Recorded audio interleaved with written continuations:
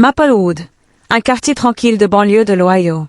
Par un après-midi d'automne, alors qu'elle marchait le long de la rue bordée d'arbres et peinte en or, Emily Harrison serrait fort la petite main de son fils Noah. Noah venait d'avoir 5 ans. Et alors qu'il parlait habituellement avec enthousiasme de ses aventures à la maternelle, ce jour-là, il était resté silencieux. « À quoi as-tu joué aujourd'hui » Même lorsqu'Emily le lui demandait gentiment, Noah se contentait d'acquiescer légèrement sans dire un mot. Le cœur d'Emily se serra en voyant le changement chez son fils, qui courait vers elle avec énergie en lui disant « Maman, regarde, regarde ». En arrivant à la maison, ils entendirent des bruits de préparation du dîner venant de la cuisine. Sa belle-mère, Margaret, était venue l'aider comme d'habitude.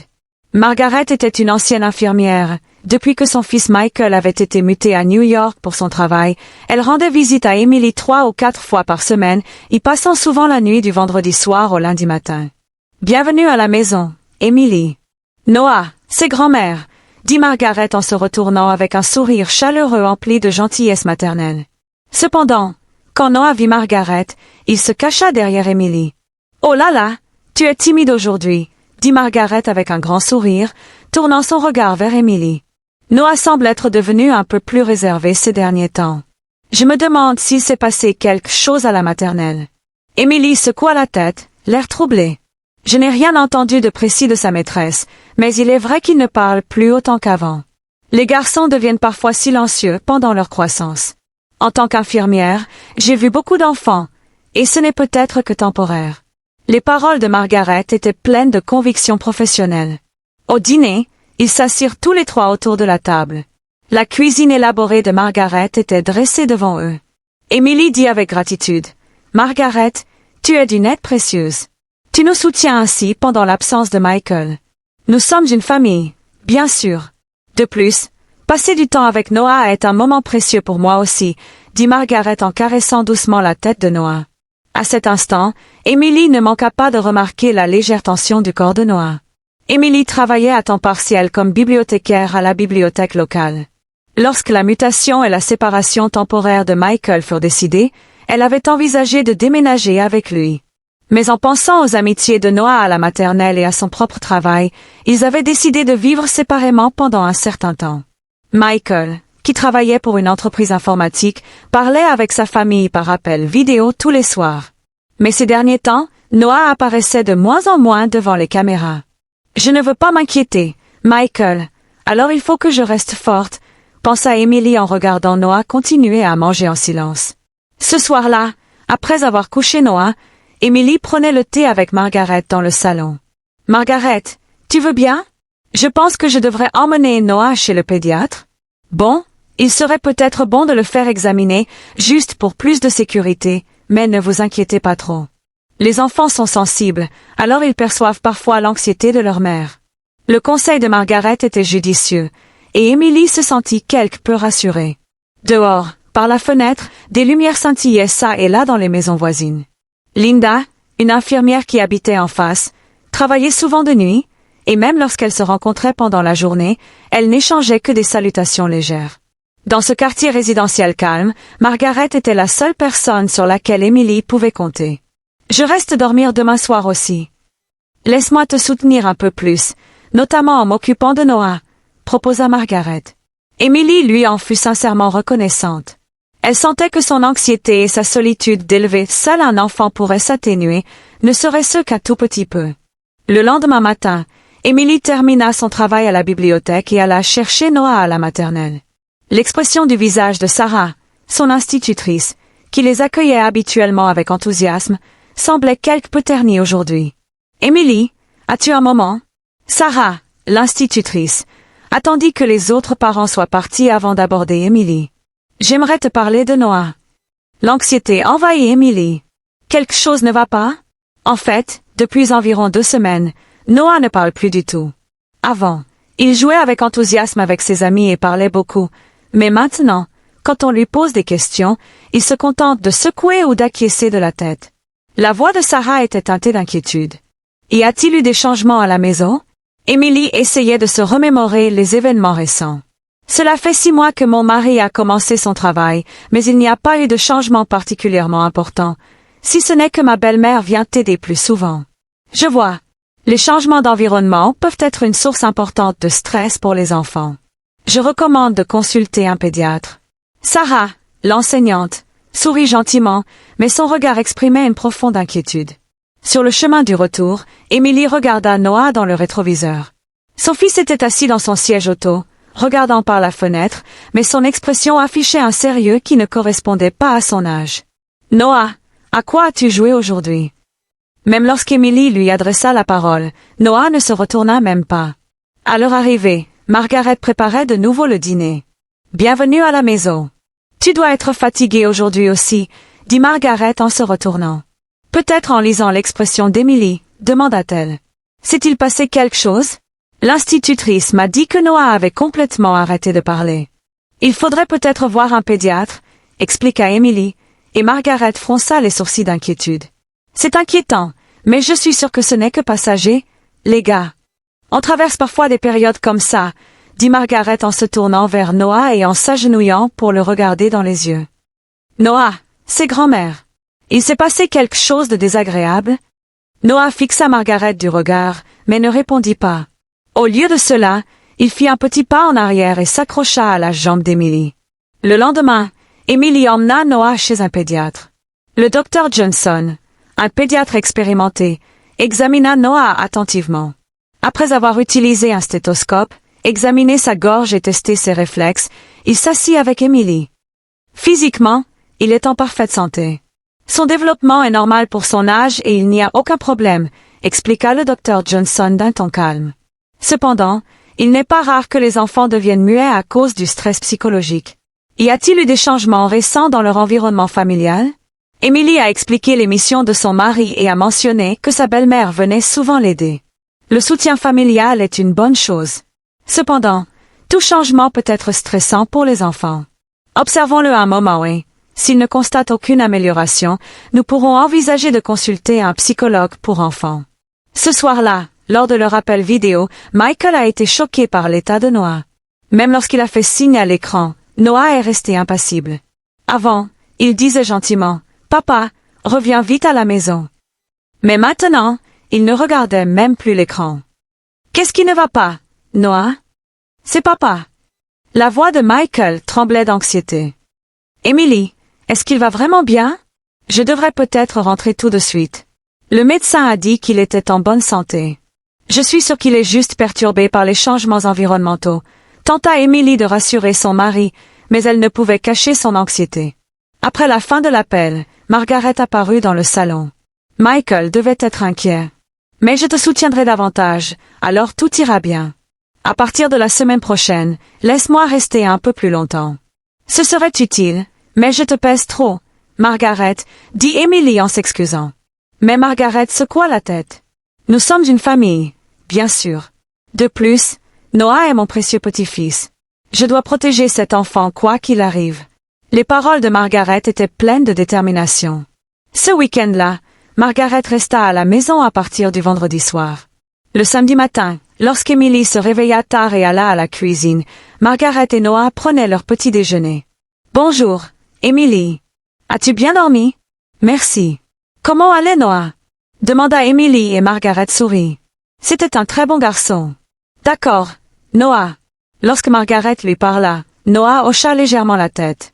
Cependant, Emily trouvait l'expression de son fils peu naturelle. Ce n'était pas son sourire innocent habituel, mais un regard tendu, comme s'il souffrait quelque chose. Dimanche soir, avant que Margaret ne rentre, ils regardaient tous les trois la télévision dans le salon.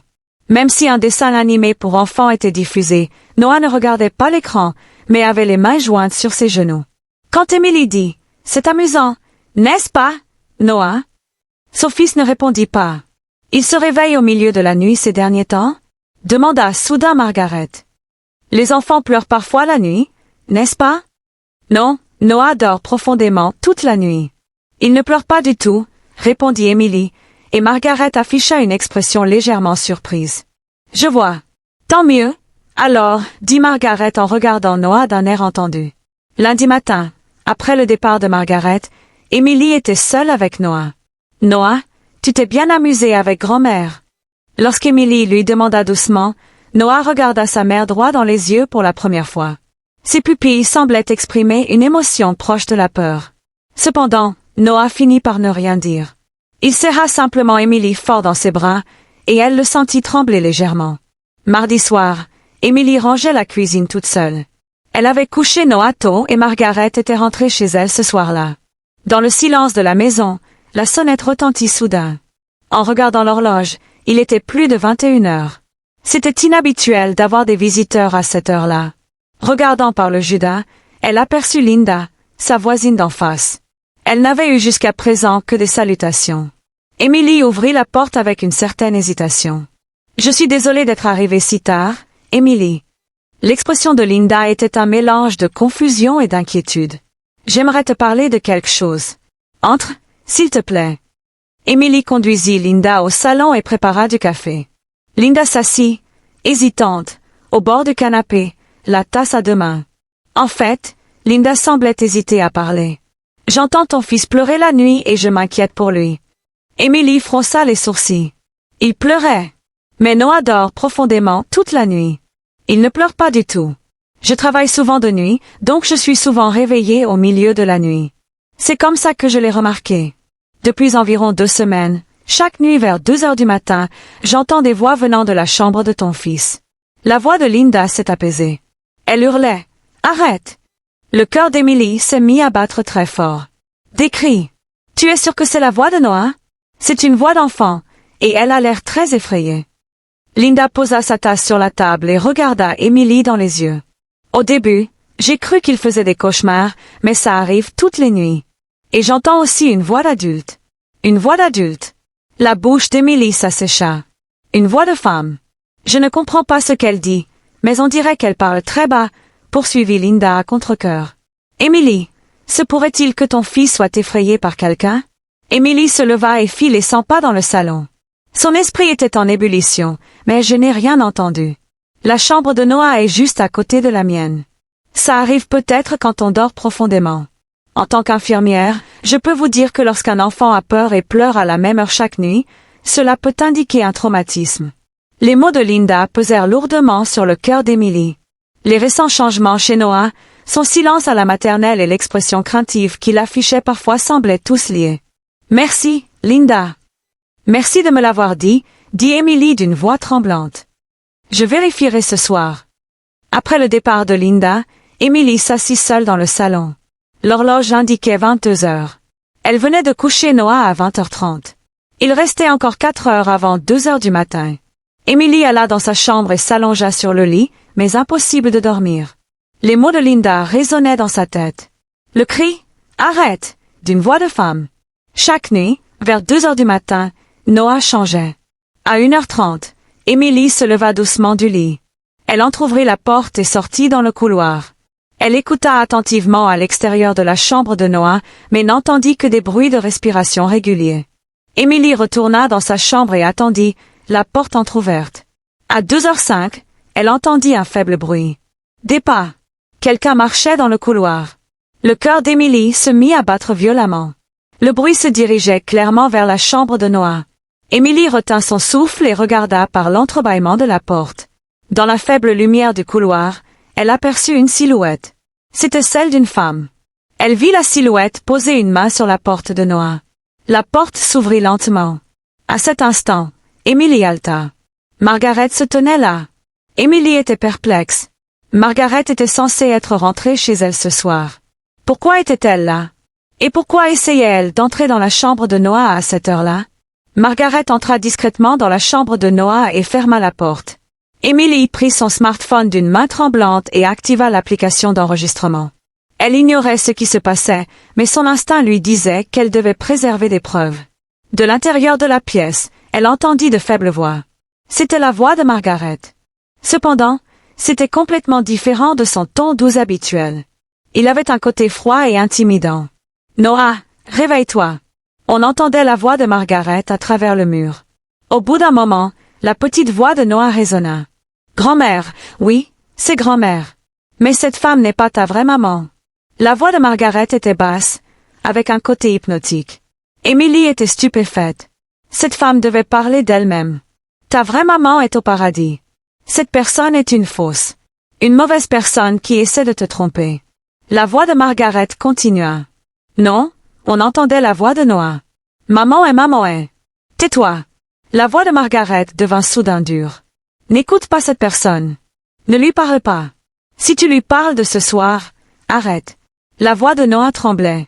Arrête, grand-mère. Emily continua d'enregistrer en pleurant.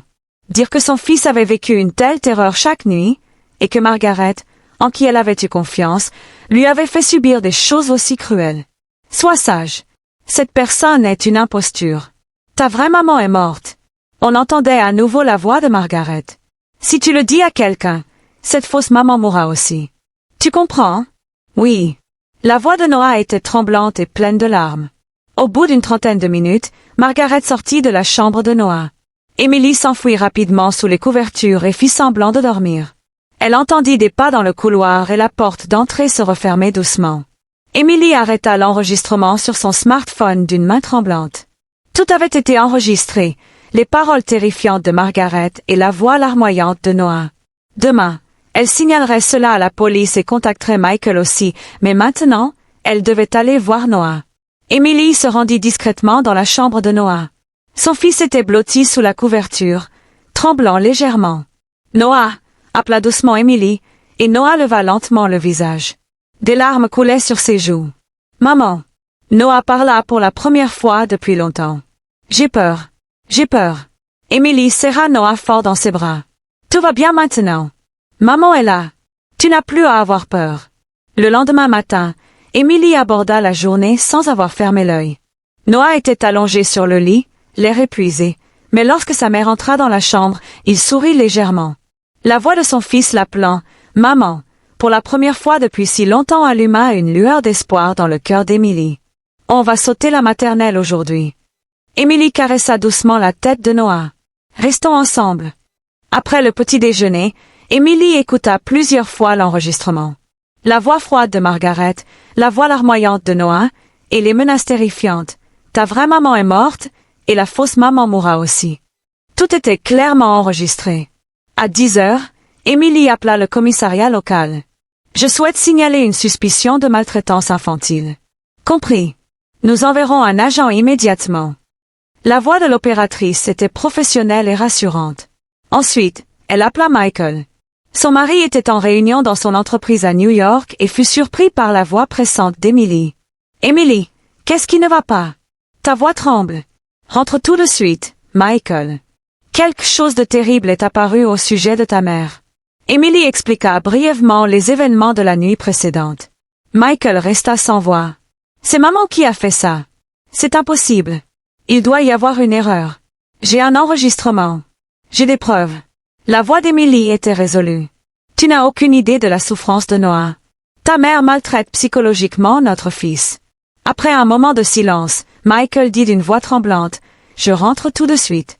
Je prends le dernier vol ce soir. En attendant, ne laisse surtout pas ma mère entrer. » À 11 heures, l'équipe de police spécialisée dans les maltraitances infantiles arriva. L'inspectrice Sarah Wilson et le docteur Leach, psychologue pour enfants, interrogèrent Emily et Noah. « Pouvons-nous écouter l'enregistrement ?» demanda l'inspectrice Wilson d'un ton calme, entendant la voix de Margaret sortir du haut-parleur. Les deux professionnels affichèrent un air sérieux. Surtout au passage, « Ta vraie maman est morte et la fausse maman mourra aussi. » Le docteur Chin frossa les sourcils. « C'est un cas typique de violence psychologique, » expliqua le docteur à Emily. L'agresseur tente de contrôler l'enfant en brouillant sa perception de la réalité et en lui instillant la peur. Le silence de votre fils était probablement dû à cette peur. L'inspecteur Wilson a parlé doucement à Noah. Bien que Noah ait été méfiant au début, il a progressivement commencé à s'ouvrir. « Noah, est-ce que grand-mère vient parfois la nuit ?» Noah hocha légèrement la tête. « Elle vient tous les soirs après que maman se soit couchée. » Que dit grand-mère? Que maman est une fausse maman. La voix de Noah tremblait. Que la vraie maman est au paradis. Que si je parle, maman mourra. Le docteur Chen est intervenu. Noah, ce n'est pas vrai. Ta maman est réelle et t'aime. Ce que grand-mère a dit était faux. Noah afficha une expression confuse, mais serra fermement la main d'Emily. Maman ne mourra pas. Elle ne mourra pas. Emily serra son fils dans ses bras en pleurant. Maman sera toujours avec Noah. Vers 14 heures, Margaret est arrivée sans prévenir. Elle apparut à l'entrée en disant « Bonjour », joyeusement comme d'habitude, mais lorsqu'elle vit les policiers et la psychologue pour enfants dans le salon, son expression se figea. Quelque chose s'est-il passé? Margaret essaya de dissimuler son agitation, mais sa voix tremblait légèrement. L'inspecteur Wilson se leva. « Vous êtes Margaret Harrison, n'est-ce pas? Nous aimerions vous parler d'une suspicion de maltraitance infantile. » Maltraitance infantile? De quoi parlez-vous?